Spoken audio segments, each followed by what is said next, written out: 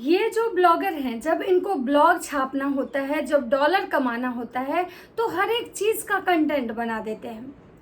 उस कंटेंट से इनको कितना ज़्यादा फ़ायदा होने वाला है इनको पता होता है कि कौन सा कंटेंट हम ऐसा चलाएंगे कि वो कंटेंट लोग ज़्यादा देखेंगे, उस कंटेंट पे लोग ज़्यादा बात करेंगे, पॉजिटिव या नेगेटिव जो भी कमेंट्स आएंगे बहुत ज़्यादा आएंगे, जिससे कि हमारा जो रेवेन्यू है वो अच्छा खासा जनरेट होगा।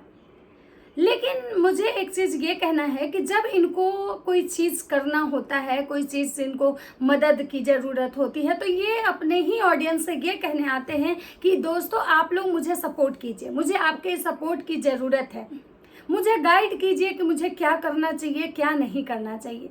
करते ये लोग अपने मन की हैं, ये सुनते नहीं है अपने ऑडियंस की। ऐसा नहीं है कि इनके जो ऑडियंस कहते हैं उस ऑडियंस की बात ये सुनते हैं, करते हैं अपने मन की, लेकिन कहते जरूर हैं कि आप लोग सजेस्ट कीजिए कि हमें क्या करना चाहिए, नहीं करना चाहिए। तो जैसा कि आप सबको पता है कि अभी जो अंशु मैडम का है एनिवर्सरी आने वाला है, अभी उस एनिवर्सरी में पूरे 1 मंथ बाकी हैं, मतलब 20 दिन के करीब शायद बाकी हैं। अब अभी से इस एनिवर्सरी को लेके चर्चे इतने ज़्यादा तेज़ी से हो रहे हैं कि हर दिन का जो वीडियो आ रहा है ना, उसमें एनिवर्सरी टाइटल और थंबनेल या वीडियो में आपको ज़रूर दिखेगा।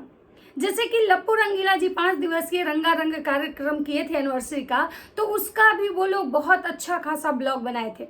आज ये करने जा रहे हैं तो कल वो करने जा रहे हैं, तो परसों ये करने जा रहे हैं, तो आज मैरिज हॉल बुक करने जा रहे हैं, तो कल लहंगा खरीदने जा रहे हैं, तो परसों गाउन खरीदने जा रहे हैं। और हुआ था ले दे के, मतलब कि कुछ नहीं, मतलब होता है ना कि भाई केवल भौकाल बनाना, तो ये लोग सिर्फ और सिर्फ भौकाल बनाने में विश्वास रखते हैं। और जो ये अंशु मैडम है, ये अभी लप्पू रंगीला जी को कॉपी कर रही हैं, और लप्पू रंगीला जी को कॉपी करते हुए मतलब मैडम जो है अपना मैरिज एनिवर्सरी मना रही है। अब इस बात से मैडम को बुरा लगेगा कि भाई हम मैरिज एनिवर्सरी मना रहे हैं तो लोगों को बहुत दुख हो रहा है। नहीं भाई साहब, किसी के मैरिज एनिवर्सरी से, किसी के पार्टी से, किसी के शादी से लोगों को क्यों तकलीफ होगी?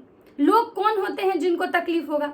लेकिन यहाँ पे मेरा एक सवाल है, मैं आज ये बात क्यों उठा रही हूँ, मैं इसके पीछे का कारण बताऊंगी आप लोग को भी लग रहा होगा कि मुझे उस लड़की से क्या ऐसा प्रॉब्लम है, उसके मैरिज एनिवर्सरी से मुझे क्या ही दिक्कत है। तो मुझे कोई दिक्कत नहीं है, मेरे कुछ सवाल हैं, बस मुझे उस सवाल के जवाब चाहिए और मुझे कुछ नहीं चाहिए। तो नमस्कार, कैसे हैं आप लोग? उम्मीद कर रही हूँ आप लोग बहुत अच्छे होंगे, स्वस्थ होंगे, मस्त होंगे और अपने काम में व्यस्त होंगे। मैं प्रिया शर्मा और मैं अपने नए वीडियो में आप लोग का स्वागत कर रही हूँ। दोस्तों, आज मैं बात करने आई हूँ अंशु मैडम की एनिवर्सरी, अंशु मैडम का घर परिवार, अंशु मैडम का घर संसार, सारी चीज़ों पे आज चर्चा होगी। उससे पहले आप लोग से एक रिक्वेस्ट है कि जो लोग हमारे चैनल पर नए जुड़े हैं, प्लीज़ हमारे चैनल को सब्सक्राइब कर दीजिए, लाइक कीजिए, कमेंट कीजिए और मुझे बहुत सारा प्यार दीजिए। तो दोस्तों, आज हम बात करने आए हैं अंशु मैडम की एनिवर्सरी। अंशु मैडम कुछ दिन पहले, अभी मुश्किल से उस घटना को मुझे लगता है कि 10 या 20 दिन हुआ होगा, इससे ज़्यादा नहीं हुआ होगा। इतना ज़्यादा अपनापन दिखा रही थी, इतना ज़्यादा कि मेरे घर में ऐसा घटना हुआ, मेरी ननद के साथ ऐसा घटना हुआ, मेरी ननद को उनके ससुराल वालों ने ऐसा किया, मेरी ननद की देवरानी ऐसे की, जेठानी ऐसे की, सास ऐसे की, हम किसी को नहीं छोड़ेंगे, चाहे उसके लिए मुझे अपना ज़मीन ही क्यों ना बेचना पड़े। और ये कह के मैडम एक ब्लॉग बनाती हैं, वीडियो बनाती हैं, लोगों को मैसेज देती हैं, लोगों को जागरूक करती हैं, लोगों को ये कहती हैं कि भाई देखिए हमारे समाज में क्या हो रहा है, आप लोग भी इसके खिलाफ आवाज़ उठाइए, क्योंकि हो सकता है आज हमारे घर में है तो कल आपके घर में होगा। मैडम ने समाज को एक बहुत अच्छा मैसेज दिया, बहुत ही ज़्यादा अच्छा मैसेज था। मतलब सोचती हूँ ये चीज़, शायद मैं भी सोचती हूँ कि भाई सही बात है, ये कब किसके साथ क्या हो जाए कोई नहीं जानता है। एक बेटी के साथ ऐसा नहीं हो रहा, समाज में पता नहीं कितनी बेटियों जो के साथ ऐसा हो चुका है, हो रहा है, कितना सफ़र कर रही हैं।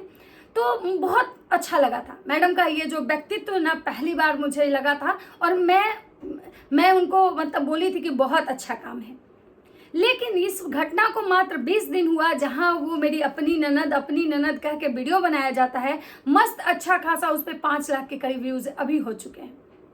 अभी 20 दिन भी नहीं हुआ और 5 लाख के करीब व्यूज हो चुके हैं उस पर। तो आप सोच सकते हैं कि उस मतलब कितना ज़्यादा लोग उस वीडियो को मतलब देखे, क्योंकि वो वीडियो ना बहुत लोग खुद से रिलेट करके, अपने परिवार से रिलेट करके देख रहे थे। सबको एक लड़की के साथ, उसके साथ जो हुआ था गलत, उसके साथ सबका एक इमोशन जुड़ गया था, और मैडम उस चीज़ का भरपूर फ़ायदा उठाई। मैं ये नहीं कह रही हूँ कि आपके घर की थी, आपकी ननद थी, आपको दुख नहीं है, आपका पूरा परिवार उस चीज़ से दुखी था, मैं हर कुछ मान रही हूँ। लेकिन मैं यहाँ पे एक सवाल करना चाह रही हूँ आप सारे लोगों से। सब समझदार हैं, सब परिवार वाले हैं, सब रिश्तेदार वाले हैं, सब घर वाले हैं। जब हमारे रिश्तेदार में भी, दूर के भी थोड़े अगर रिश्तेदार हों और जिनसे हम टच में होते हैं, अगर उनके यहाँ भी कुछ होता है तो हम एक साथ सत्यनारायण भगवान की पूजा तक नहीं करवाते घर में। बच्चे का बर्थडे भी होता है ना तो नॉर्मली ऐसे ही छोड़ देते हैं, नहीं भाई चलो केक काट लेना, अब ना बच्चे को केक खिला देते हैं, लेकिन कोई पूजा पाठ करने नहीं जाते हैं। क्यों? कि सामने वाले को पता चलेगा तो उनको कितना दुख होगा कि उनके घर में इतना बड़ा मतलब घटना घटा है और हम सेलिब्रेट कर रहे हैं। और ये जो ननद हैं, ये ननद तो मुझे लगता है कि अंशु के घर के 4 घर बाद की हैं। और अंशु के मतलब खुद के पटीदार में, मतलब जहाँ जितना मतलब मैंने देखा उस वीडियो में, इनके देवर, इनकी सास, इनकी मौसिया सास, हर कोई उस चीज़ में मतलब इन्वॉल्व था। अंशु भी जब मीडिया वाले आए थे तो उनके घर तक गई थी, जो कि अंशु उस गाँव की बहू हैं। तो अगर दूर का रहता तो अंशु नहीं जाती। मतलब अंशु के पूरे घर में ही की वो लड़की है, मतलब पटीदार में की, अपने पटीदार में। अंशु यहाँ तक बोली थी कि भाई सोनाली के पापा के पास पैसा नहीं है तो क्या, सोनाली का भाई लोग जो है ना उसके पास बहुत पैसा है, बहुत कमाता है। लेकिन अंशु बोलने के लिए तो बहुत सारी बातें बोल दी, बहुत बड़ा बड़ा बात बोल दी, लेकिन जब बात अपनापन की आई, कि जहाँ अपनापन दिखाना चाहिए था, वहाँ अंशु 1 मिनट भी इस रिश्ते को ईमानदारी से नहीं निभाई। ऐसा मुझे लगता है कि अगर अंशु सच में सोनाली को अपना मानती तो भाई अंशु का भले ही पहला साल गिरा है शादी का, अंशु अगर सच में अंशु की वो अपनी ननद कह रही थी, मेरी ननद है वो, मतलब मेरे परिवार की बेटी है, अगर सच में ये चीज अंशु के खुद की ननद के साथ होता तो क्या अंशु सेलिब्रेट करती? नहीं करती। तो फिर वो सोनाली अपनी कहाँ हुई? सोनाली तो गैर थी। और जब सोनाली गैर थी तो सोनाली को अपना कह के एक वीडियो बना के लोगों के सामने ये बड़े बड़े दावे करके आखिर अंशु क्या साबित करना चाह रही थी? अंशु मतलब कंटेंट बना रही थी सोनाली के मौत का। अंशु को ये लग रहा था कि भाई इस चीज़ पे लिखेंगे तो लोग हमारे वीडियो को ज़्यादा से ज़्यादा देखेंगे, लोग हमें मतलब ये अप्रिसिएट करेंगे कि बहुत अच्छा काम करी। और सबने किया भी, सारे रिएक्शन वाले इस चीज़ पे मुझे लगता है कि ऑलमोस्ट लोग वीडियो बनाए। सबने सोनाली की लड़ाई में जिसका जितना सहयोग था सबने किया। लेकिन सबको ये उम्मीद था कि भाई सोनाली के भाई के पास बहुत पैसा है, सोनाली की भौजाई एक बहुत बड़ी सेलिब्रिटी है, यूट्यूबर है, सोनाली की भौजाई शायद सोनाली को न्याय दिलवाएगी। लेकिन सोनाली की भौजाई तो शायद सोनाली के मौत पे अपनी रोटियां सेक रही थी। और सोनाली की भौजाई को अगर कोई कमेंट आता है तो सोनाली की भौजाई जो है ना बौखलाते हुए आती हैं और वीडियो छाप के चली जाती हैं। कितने लोग का मुंह चुप करवाइएगा? नहीं करवाइएगा। आपकी जो करनी है ना उससे सब लोग बात करेगा। आज आपको अगर सोनाली के लिए इतना ही तकलीफ रहता ना तो आप अपनी मैरिज एनिवर्सरी का इतना बड़ा ग्रैंड तैयारी नहीं करती। लोग कहता है ना कि जब दूसरे के दुख में आप दुखी होते हैं ना तो भगवान वो देखते हैं, और अगर दूसरे के दुख होते हुए भी आप उस पर खुशियां मनाते हैं ना तो ऐसी खुशियां भगवान को भी शायद नहीं पसंद आती है। मैं ये नहीं कह रही हूँ, भगवान करे आप दोनों का जोड़ा हमेशा सही सलामत रहे। एक बड़ी बहन होने के नाते हम आपको आशीर्वाद दे रहे हैं, लेकिन आपने जो बड़ी बड़ी डींगे हाँकी थी वो कहीं ना कहीं मतलब कि झूठ साबित हो गया। इससे यही साबित हो रहा है कि आप लोग जितने भी यूट्यूबर हैं, क्रिएटर हैं ना, सब अपनी अपनी रोटियां सेकने के लिए किसी को भी कंटेंट बना देती हैं, किसी भी चीज़ का कंटेंट बना देती हैं। सामने वाले के फीलिंग्स, इमोशन से आप लोग को कोई लेना देना नहीं होता है। अब बात करते हैं कि अंशु मैडम की तैयारी। भाई अच्छा खासा पैसा कमा ली। अभी तक अंशु मैडम के जो ससुराल वाले थे उनके पास इतना भी पैसा नहीं था कि भाई अंशु मैडम अपने घर में कुछ काम करवाएं। अंशु कह रही थी पैसा नहीं है इसलिए ऐसे नहीं हो रहा है, पैसा नहीं है इसलिए वैसे नहीं हो रहा है। लेकिन सोचिए ये अभी जो कंट्रोवर्सी चली, ये जो घटना हुई, अच्छा खासा मैडम पैसा कमाई लगता है। और अब मैडम जो पार्टी है एकदम ग्रैंड पार्टी कर रही है। भाई सिवान के अच्छे अच्छे मैरिज हॉल्स देखे जा रहे हैं, बहुत धूमधाम से मतलब मनाया जा रहा है। और अब 20 दिनों तक आप लोग देखिएगा, कभी घर में लड़ाई हो गया भाई एनिवर्सरी को लेके, पति तैयार नहीं है पार्टी मनाने के लिए एनिवर्सरी को लेके, सासू माँ नहीं तैयार हैं पार्टी मनाने के लिए एनिवर्सरी को लेके। मतलब हर आपको टाइटल थंबनेल में एनिवर्सरी जरूर मिलेगा। लोग सोचेंगे कि भाई इसकी सास कैसी है कि एनिवर्सरी नहीं मनाने देना चाहती है।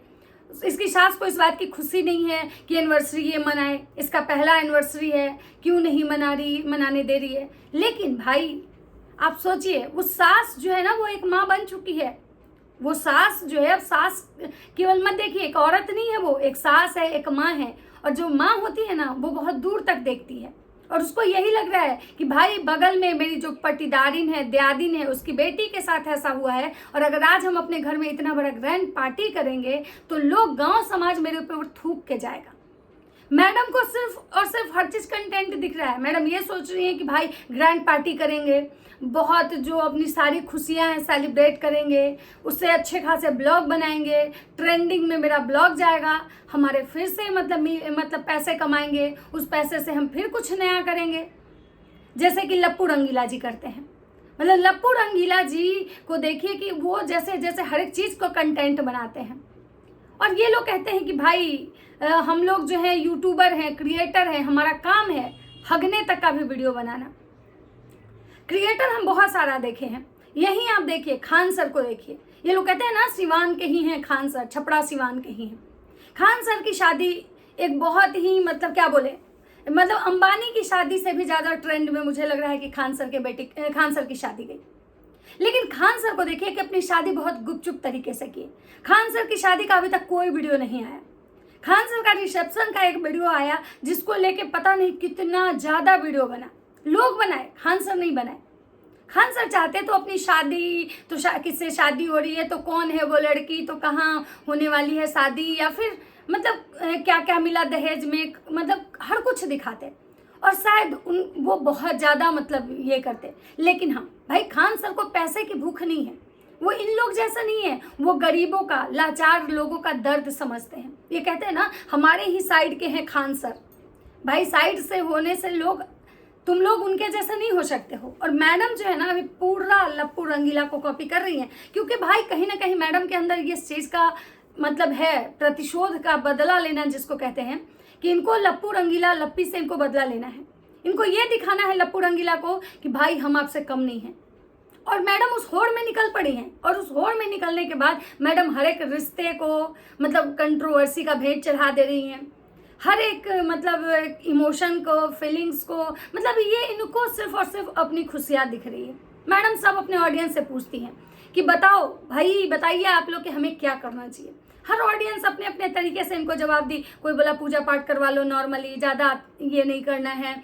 कोई बोला मतलब बहुत साधारण तरीके से करो। कोई बोला पहला है ग्रैंड ही कर लो, मतलब जिसकी जैसी अपनी अपनी सोच थी। बहुत लोगों ने यहाँ तक ये भी सवाल उठाया कि भाई तुम अपना रिसेप्शन का मैरिज एनिवर्सरी का ग्रैंड पार्टी करी, और सोनाली के केस का क्या हुआ? कहाँ गया सोनाली का केस? किस ठंडे बक्से में उसको बंद कर दी? सोनाली के नाम का वीडियो छाप लेना, सोनाली के नाम के लड़ाई के लिए इतना पॉपुलर हो जाना कि 4 मीडिया वाले को बुलाना, इंटरव्यू देना, जगह जगह मतलब अपने आप को प्रेजेंट करना, जगह जगह खुद को ये दिखाना कि भाई ये सोनाली की भौजी हैं, असली वाली भौजी, जो सोनाली के केस लड़ेंगी चाहे इनके जमीन ही क्यों ना बिक जाए। लेकिन मैडम आज तक ये एक दिन भी नहीं देखा गया कि मैडम सोनाली के केस को लेके किसी एसडीओ ऑफिस, किसी थाने, किसी पुलिस चौकी, क्यों? मैडम ऐसा थोड़ी है मैडम उस गांव की बहू हैं तो बहुएं नहीं जा सकती हैं। अगर कोई ये कह रहा है, भाई वो बहू नहीं है, एक सेलिब्रिटी हैं, एक कंटेंट क्रिएटर हैं। लोग जहां इवेंट्स होता है, लोग जहां मतलब प्राइज डिस्ट्रीब्यूट होगा, वहां मैडम जाएंगी प्राइज लेने। तो फिर मैडम क्यों नहीं जा सकती थी सोनाली के लिए लड़ाई लड़ने? क्योंकि मैडम उसमें इंटरेस्टेड नहीं है। मैडम का जितना काम निकालना था मैडम निकाल चुकी हैं। अब बाकी सोनाली से उनको कोई लेना देना नहीं है, ना सोनाली के परिवार से लेना देना है। मैडम मस्त अपना ब्लॉग छापी, अच्छा खासा पैसे कमा ली, मस्त। अब मैडम का एनिवर्सरी होगा और 20 दिनों तक अब यही नौटंकी चलने वाला है। अब लोग आराम से देखिएगा। आज कभी शॉपिंग होने जाएगा, तो कभी लहंगा खरीदाने जाएगा, तो कभी कौन किसको किसको इनविटेशन जा रहा है, तो कौन कौन आने वाला है, तो कौन कौन से क्रिएटर आएंगे, और कहाँ कहाँ अभी मैरिज हॉल ढूंढने जा रहे हैं। और वैसे वही वाले जीजे जी आए थे जो जीजा जी को लेके इतना विवाद हुआ था ना, जिनको क्या बोला, जगत जीजा जी आए थे, और वो वही गए हैं मैरिज हॉल ढूंढने दोस्तों। और अभी तक मैरिज हॉल नहीं मिला है। तो ये था मेरा सवाल। बाकी मैं आप लोग से भी कहना चाहूँगी कि आप लोग भी इस बारे में सोचिएगा कि कहाँ गया उसका, सोनाली के केस का क्या हुआ। सारे लोग मैडम से सवाल उठाइए भाई, क्योंकि मैरिज एनिवर्सरी तो मनेगा ही मनेगा। मतलब अभी सोनाली को गया हुआ 20 दिन भी नहीं हुआ ढंग से, 30 दिन, महीना भी नहीं लगा होगा, लेकिन मैडम को देखिए। इसीलिए कहा जाता है दुनिया बहुत स्वार्थी है, यहाँ किसी को किसी के दर्द से कोई घंटा फर्क नहीं पड़ता है, सबको अपनी खुशी दिखती है, सब अपने अपने लिए जी रहे हैं। तो चलिए दोस्तों, ये था मेरा एक छोटा सा वीडियो। अगर वीडियो अच्छा लगता है तो लाइक कमेंट शेयर जरूर कीजिएगा। मिलते हैं नेक्स्ट वीडियो में, तब तक सबको बाय बाय।